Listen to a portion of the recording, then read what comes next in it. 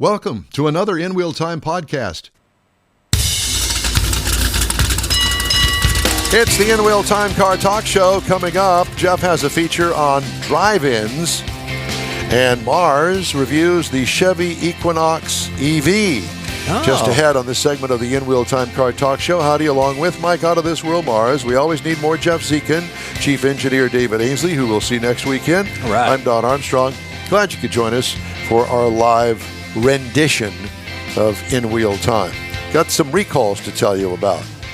Volkswagen is now issuing a stop sale, which means can't be sold, on the ID4 electric compact crossover, and will halt production in Chattanooga, Tennessee, as the brand searches for a remedy to fix faulty door handles.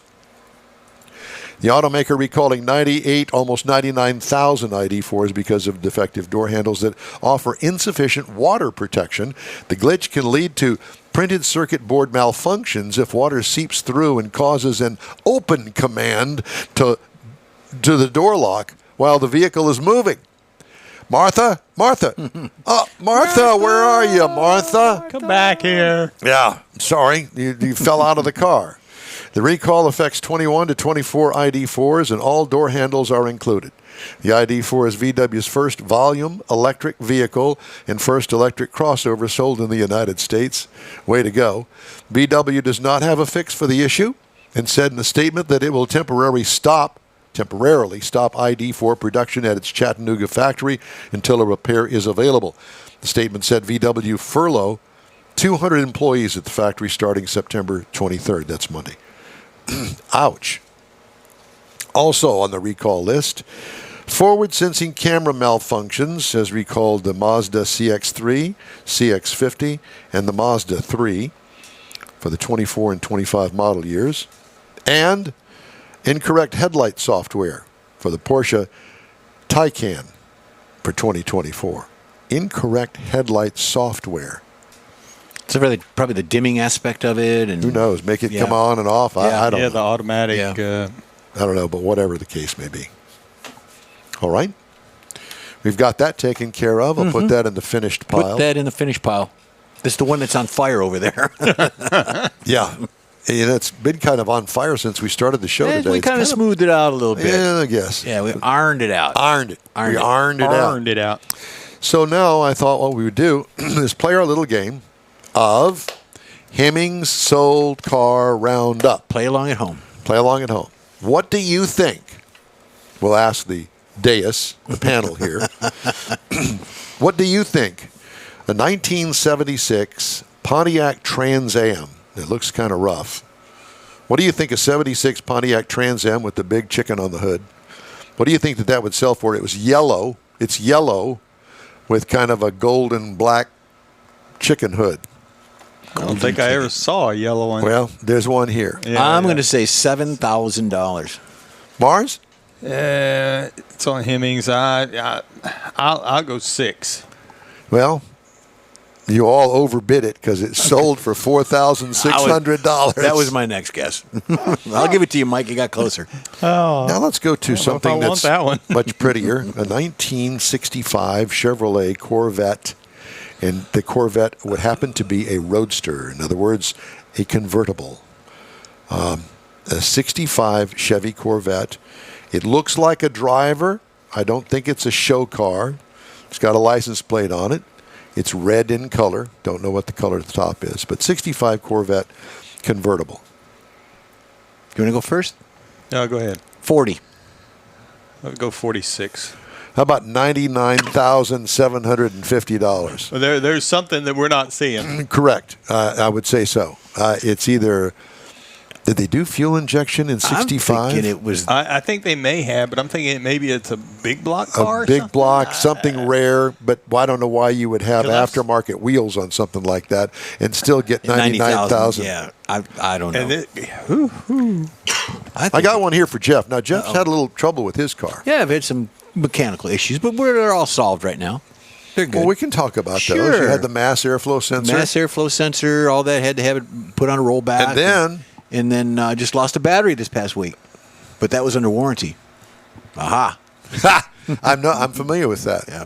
The battery was So- low in the Corvette, and I told Well, so you used the Performance Optimas. No. Did you put one back in? No. I haven't used the Optimus. I thought you had an Optima in it. I used a yellow to. top or something. No, it was a red top, Oh. but I haven't had that. Oh, okay. I bought one from up here at Advance Auto.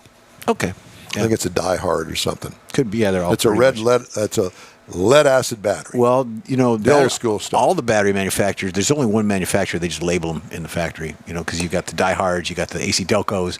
They all come out of the same area. Well, at any rate, I too used up its warranty, and it was only a year old. Yeah. I told him, I said, it's dead. I think it's the charge. Let me just look at it. You need to charge it. That was when I had the seat malfunction. Oh, yeah. That was draining the drain. battery. Yeah, the drain on it. He says, don't worry about it. We'll just go ahead and replace it anyway. So I got. I remember that story because the guy quit or something. The guy quit. Take any battery you want. Take them all. So I'm outta here's here. a replacement for your Cadillac. Uh-oh. This is a 1996 Cadillac Fleetwood. Looks completely Oh, stock. my Looks like it's God. brand new. The seats are this thick. And this, A 96 Fleetwood. Black. Okay, it's black. And boy, it looks nice. I would consider buying this if it weren't a 96. But what do you think, boys? A 96 Cadillac Fleetwood, that's a 4-door. Okay. It may or may not have a Landau roof on it, but 96. I'm going to go. I'll go with a flat 10 because I have no idea. I was going to go 14. Probably Well, in the in the 30s. middle, $11,550. It will not fit in the garage. No, it won't. It's massive, but I'll tell you what. I want to see it. I want to touch it. Okay. Well, Wait. there it is. Oh, yeah. See it right Yep, there? yep, got it. Okay. Yeah. All right. Let's move on to You're something. going to a funeral all the time. Yeah, and you're driving yourself. I like it. 67 Ford Mustang. It's that bullet green looking Oh, yeah. car. Fastback? It is no, it's a notchback. It's a notchback. notchback, okay. But I'm thinking that it can't be a bullet, but it sure does look good. That dark green with the Evergreen or dark or Greenwood green, whatever it is. British Racing Green. So, what do you think a '67 Ford Mustang painted up to look like the bullet car? $15,000. 22. 28,350. Okay, here's one for you. This is my dad's car, except this is a Bel Air, not a Biscayne. A 1962 Chevrolet Bel Air, and this particular Bel Air looks like a 2-door to me. Like a bubble Two-door. Well, they don't Well, call you it go that, but first. yeah, a 2-door hardtop. So a 62 Chevy Bel Air hardtop. It's got weird-looking wheel covers on it, but it's all white. It looks like a company car. Didn't have the red stripe in it? I can't see that. Oh, okay. The 1962 Bel Air, but I will tell you this. It appears as though it's got like a 409 in it. Ooh. It appears that way. I don't know. That makes about a big difference. It makes a big difference. Yeah, I'm gonna go 21.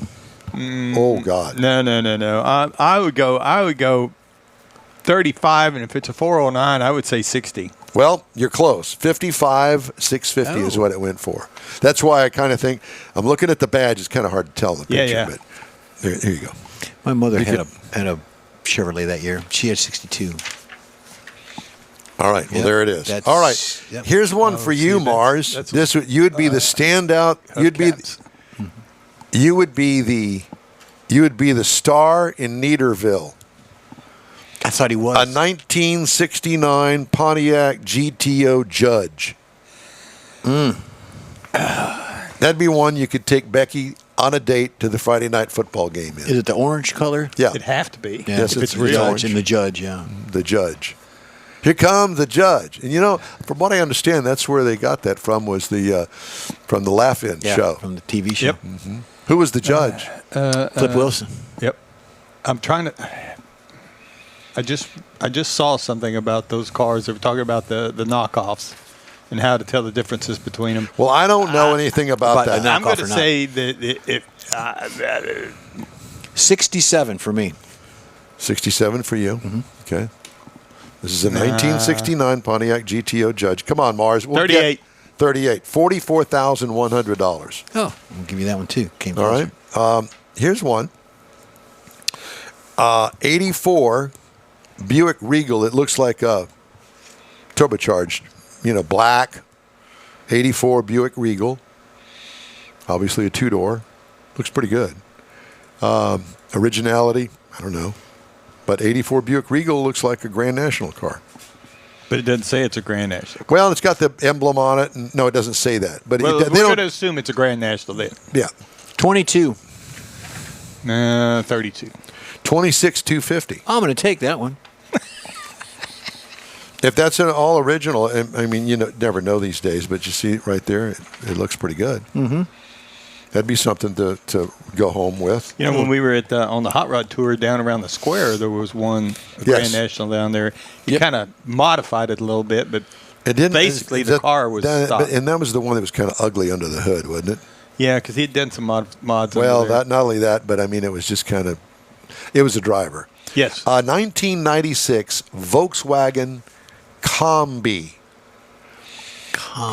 It's kind of along the lines of a Westphalia. Okay. Which is one of those that's got the camper. Yeah, raised top. And all Yeah, that. the canvas raised top thing that you can crank up when you get on a camping trip. That's called a Combi. Combi. 96 VW Combi. I can show you a picture of it. There it is, right there. Oh yeah. It's a mini bus. Yeah. Okay. So what do you think that would sell for? 46. 42. 29. I know somebody that just got I'm screwed. closer. I know somebody that just got screwed really bad. Uh-oh. And this is the last one. 1989 BMW 535i, four-door sedan, red in color. Looks like it's got factory You had wheels. one on your history picture. That was a 730i. No, this is No, a no. 535i. Oh, 535. Okay. This is a 5 Series. So BMW 1989, nice-looking car, looks stock. What do you think that would sell for? I picked this out because of the price. I Guess, Mars. I'll pay you $100 to throw it off. 12,000. I have no idea. 12,000. 12,000. Well, you know what they say about BMWs. I mean, you know what Bring more money. Well, yeah, BMW. break my wallet. Break my wallet. Yeah. That's it. So, what do you guess? Oh, I was going to pass, but I'll say me, 7,000. $5,500. Dad, gum. Okay. But then you got to keep it running. That's the problem. There's the problem. It's like when my brother, he bought him a Harley-Davidson one time, and he said he figured out real quick all that HD. That means $100. Everything's $100 to start with. HD. HD. $100. $100. I did want to go over our remote schedule, and I bring that up because when we end the show today in about 45 minutes, we're going to have to pack up the studio, as we say. Packing her up. And we're going to take the old studio down to Woody's Waterfront Custom Car Show in San Leon, Texas. And we are going to be on the air there from 10 a.m. to 1 p.m. Yes. So we're going to have an extended show that day. Special 3 hour just because of where we're at. Yeah. And that'll give us more opportunity to talk to more vehicle owners that show up and put their Absolutely. car in the show. And it's interesting because many of the shows that we go to, they kind of like the same cars all the time. But down there, first of all, it's down there. And it attracts cars from down in that area of town. And you're thinking, well, wait just a minute. It's kind of like on the edge of Houston. Yeah, it is. But you got different cars over there on the southeast side, around the bay. Draw cars from Clear Lake, Yep. Galveston County, Brazoria County, all that. So anyway, it's a good car show. And as I said in the commercial, great backdrop for pictures with your car or of your car. Yep, there are. So because you got that beautiful bay out there. I Yep. believe it's Trinity Bay, is it not? If you get there early, I've taken pictures every year of just the water, the sunrises, Yeah. and they're gorgeous. They're gorgeous pictures. All right, so that's next weekend. And then in 3 weeks, we'll be at the Space City Corvette Show. SCCC Oh, okay. in Stevenson Park in Friendswood, we're looking forward to that. That's a show that, thanks to our good friends over at Emmons Autoplex, they have sponsored us to get us down there. It's a great show under the trees in a beautiful park, beautiful setting. You guys haven't been there. No, I haven't. All I've seen, you talked about it since you've been down there, and then whenever we put the commercial together, it's a lot of nice pictures. Yeah, and the big draw for me is the setting under that huge canopy of trees, the live oaks down there, and they've got a great big Mayberry kind of bandstand gazebo thing. It's really nice down there, and food trucks and all that stuff. So cool. And there's a lot of cars. You're looking for something besides the concrete parking lot environment. Yeah, none of that. Something different. Yeah. So they're shooting for 300 cars, which is significant. Doesn't cost you anything to go and look. I think that if you want to enter your car, I think that it's I was thinking $30. $30, I think it something is. like that. I'm not sure. I may be wrong. Whatever.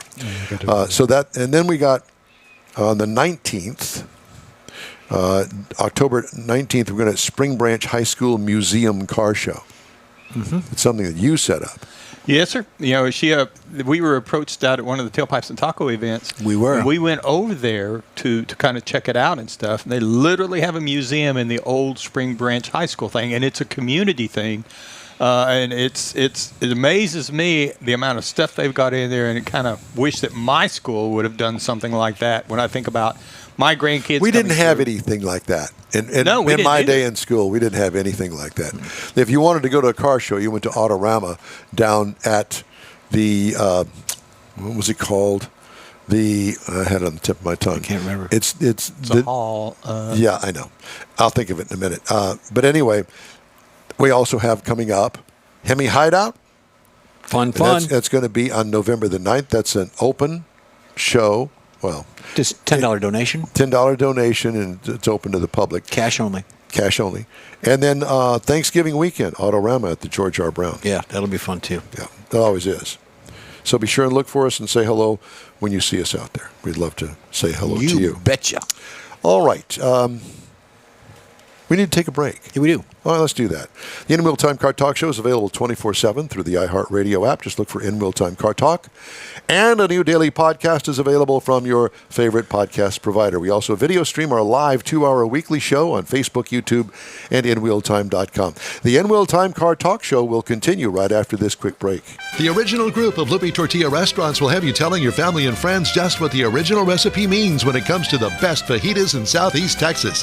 Founder Stan Holt invites you to visit the first Lupe Tortilla near I-10 and Highway 6. Here is the original house that inspired the design of all the rest and the original charm that helped make Lupe Tortilla the go-to destination for Houston Tex-Mex. Nothing can compete with the original lime pepper marinade that everyone will agree makes Lupe Tortilla award-winning beef fajitas the best anywhere. Lupe Tortilla Katie's another location that gives you the same quality and service Houstonians have come to expect at Lupe's. It's located on 99 the Grand Parkway at Kingsland Boulevard in Katy. Find yourself in Aggieland? Head to the Lupe Tortilla in College Station. Located just around the corner from Kyle Field, it's a great place to enjoy those famous frozen margaritas before or after the game. Going to Louisiana, the Lupe Tortilla in Beaumont is on I-10, so you can't miss it. The original group of Lupe Tortilla restaurants has the best Tex-Mex anywhere, and you're invited anytime. Your car is a direct reflection of you, so don't be satisfied with color fade or a dingy, dull appearance. Get rid of those terrible automated car wash scratches. Gulf Coast Auto Shield is your Save the Paint company. John Gray and his team of detailing experts can help your cars finish without a full repaint. Searching for the real experts in window tint or windshield protection? Gulf Coast Auto Shield. Dash cams, radar detectors? Gulf Coast Auto Shield. Got a new car? Get that thing protected as soon as you take delivery. If you don't know which of the multitude of protection products to go with, John Gray will give you an honest opinion and won't sell you something you don't need or can't afford. John will help you understand the many options and pricing right on the spot. He's your guy to have your ride looking its best and protected too. See the state-of-the-art shop yourself. Free tours anytime. Gulf Coast Auto Shield is easy to get to, located just south of the Southwest Freeway on the Sam Houston Parkway. Gulf Coast Auto Shield, full-service luxury car care today, and online at gcautoshield.com. You know, we're pretty excited here on the In Wheel Time Car Talk Show because we get to talk to one of the big Wiggs out there at Stellantis coming up she's at the laughing. bottom of I the see her hour. laughing. Yeah, she can hear us, that's for sure. Yeah, well, Kimberly, we're looking forward to our interview with you at the bottom of the hour, so just hang in there with us, honey. We'll be with you in just a few minutes. Haven't talked to her in a long time. Anyway, time now on the In Wheel Time Car Talk Show for this week's Jeff's feature, and it's going to be drive-ins, a few we have left. Okay, here we go. Even though drive-ins are not nearly as popular as they used to be, there are still drive-ins around. Some show that current movies, some show Look, it's the classic In Wheel movies. Time drive-in There theater. you go. How about that? Thank you for that, Michael. A lot of them also show double features, just like the classics and the good stuff that we used to watch, some in black and white even. But for now, there are over 300 drive-ins still in operation. Ohio, New York, and Pennsylvania have the most in the country. They've got almost 30 of them just in those areas of that country. Mainly because of the weather. Well, let's face it. exactly. You know? And they don't really do much over there. Unfortunately, Hawaii, North Dakota, Wyoming, Alaska, Delaware, Louisiana, they no longer have drive-ins at all. It was in 1933, a gentleman by the name of Richard Hollingshead opened the first drive-in in an Autobahn in North Cameron, New Jersey. Pay 25 cents, and you can get to see the movie, bring your car in. The first movie, Don, was called Wives Beware. I was there. I know. I was there when it opened. The concept of showing movies outdoors was novel. Here's how he did it. His mother was a large woman, and she couldn't get around, so he put her in the back seat of his car, and he would put screens up in his yard and show movies. He put a projector on his hood and show movies. It took on in the neighborhood. Everybody wanted to see it. So that's how he first conceived the idea. And it took off. So he patented the idea in 1933 and then put a building together and all that stuff, and the gates opened that year. The second drive-in was opened in Shankwheelers, which is in Pennsylvania, near Pennsylvania. A few others followed in that area. They kept building them, and by the 40s, it was very, very popular. Everybody wanted one in their town. They offered family entertainment, Mike. They would sit in their cars. You could bring your babies. You could smoke your cigars. Drive-ins offered more flexibility than the indoor theaters, but the theaters were more flexible about the indoor theaters were more flexible about showing more scheduled, more current movies than they could get in the outdoors. Many tickets were sold for that, and you could get the options of going to the concession stand. Some did serve food. Some had activities for the kids and things. Hot dogs, baby. Hot dogs. Playground. But as it dwindled, and as the weather and the more popular indoor movies came to be more prevalent around the country, the drive-ins were relegated to show the B movies, and eventually some showed the X-rated movies. How dare they? No. Yeah, and some of the drive-ins, by showing the naughty movies, helped them survive. Now, if you look across the world, the other parts of the world, there's about 100 drive-ins existing outside of the United States, mainly in Canada and in Australia. But that concept is dwindling there as well. China is becoming a country that has more popular outdoor drive-ins as well. Here's a couple of my favorites. You got the Stars and Stripes drive-in where? In New Braunfels. We've been there. It was great. That's coming up on a picture there. Also, the Stars and Stripes located in New Braunfels, built from the ground up in 2015. The same family owns it and operates it today. The Brazos Drive-In in Granbury, Texas, which I want to go see the next time that we're in Granbury.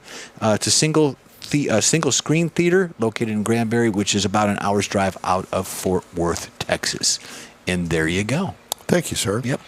All right, time now for this hour's car review. Mr. Mars has the 2024 Chevy Equinox that he's going to tell us about, except this is the EV model.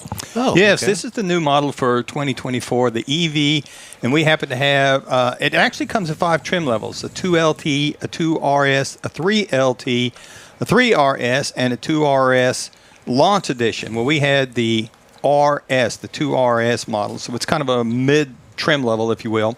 It is a little bit larger than its gas-powered twin, if you will. The RS provides a more sporty trim with some new styling that goes on it. It's really a good-looking vehicle. The first time I saw it, came around the corner here at Don's. It was when he had it, and it was in the morning light in the driveway and with the red color and stuff. It was just a really good looking I thought car. that you were making fun of my eyelash makeup or something. It was glistening. Well, I was doing that too, but that was kind of a hidden in there. Glistening. So it comes with the RS package. It comes with a black badging. It's got black roof rails. It actually has 21-inch aluminum wheels that are blacked out as well. It's got the LED lighting all the way around with the intelligent headlights up front. So they kind of follow you as you turn. They'll kind of shift for you and give you a little more safety and protection and visibility. It has flush door handles that extend out whenever you get up close to it with the key, and outside heated mirrors, all the nice things that you would want in that type of a car. Now you get into the inside of it, you're looking at Evotex seating surfaces. Now, what do you call it? Oh, it says EVOTEX. I couldn't find a good definition for that. It's kind of a leather type seating surface. The front seats are Naga hide. Not even that, I don't think. Corinthian. Heated front seats. The rear seats are a 60-40 split setup, and the rear seats also have an armrest that kind of fold down out of the seat for the rear passengers. Got a 17.7-inch diagonal LCD panel in the dash, and that's where you're going to find all your convenience controls, all your radio, your audio, your stereo, and it also has Google in it. Google's starting to make way into some cars that kind of make it a little bit different to get to Apple CarPlay or Android Auto if that's what you're looking for. It does have an 11-inch driver display, which you're going to find all your connections and all the things that the driver wants to know. We used to call it the gauge package. Now, this is a front-wheel drive vehicle, and it's an EV, so it's got an electronic component and all the horsepower and stuff that comes out of that. It's all converted. But I will tell you, it runs really well, and the EPA says, according to their sheet, you should get about 101 miles in the city to a charge, and 90 on the highway, and 96 combined. And anyway, I drove this car 256 miles in one trip, and it's supposed to have a 310-mile range. Now, I did charge it one time so that I could get home from here because it wouldn't quite make it that far. It was $18. And when I went to charge it for the full charge, and I went to a public charger at a dealership, plugged it in, and went from 10% all the way to 100. Had the brand new general manager come up and ask me why this bright red Chevrolet was sitting in front of his Hyundai dealership at 8:30 in the morning. So we discussed it, and he said fine. I told him I'd be out of there before he opened his doors.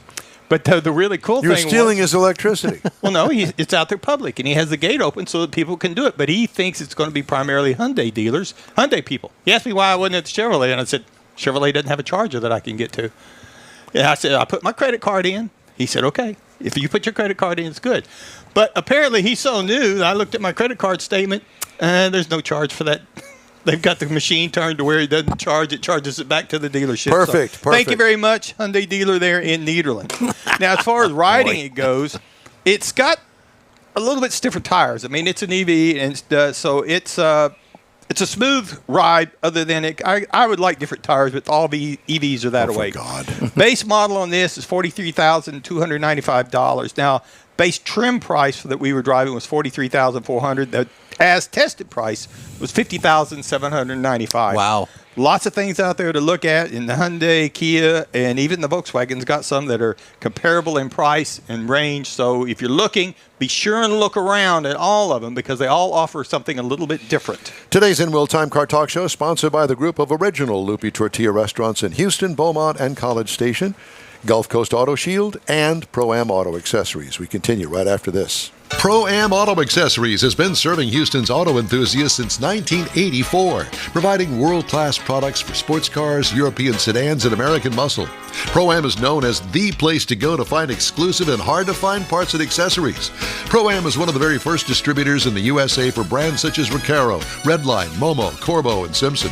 Located in the heart of Houston's premier retail and service corridor, the Galleria area, Pro-Am's walk-in storefront includes an 8,000-square-foot warehouse, showroom, and installation bays. Pro-Am not only sells parts and accessories, but also offers installation and service.